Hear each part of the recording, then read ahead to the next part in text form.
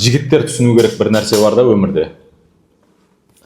Әйелдің, қыздың ренжігіш, өкпелегіш, қылт ете қалғыш, айнып қалғыш, светофор, светомузыка екендігін еркек түсініп алу керек та.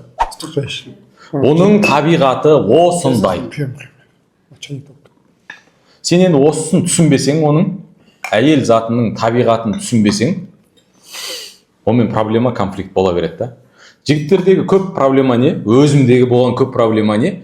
Әйеліммен еркекше мәміле жасағым келеді да. Пацанский мәміле жасағым келеді да. Кеше айттық қой, қойшы деген сияқты. Кеше айтқаның сол 10 минуттан кейін ұмытылған, жоқ ол уже бітті. Немесе оған келіскеннің өзін әйелің ұмытып қалған, оны қайтадан бастау керек. Кеше айтпақшы бүйтіп ек қой, қалай қарайсың деген сияқты, бүйтіп қайт бастау керек. Бізде анау қазір жігіттерде сөз бар ғой, бір-бірінен ұрсып қалса қатын екесің сен деген сияқты. Сен қатының өйтіп айта алмайсың ғой, так ол қатын ғой, ол қатын екесің деп айта алмайсың ғой, так қатын да. Айнып қала салу ол әйелдің табиғатынан. Жігіттерде айтады ғой, айнып қалса не қатынсың ба не бәле деп.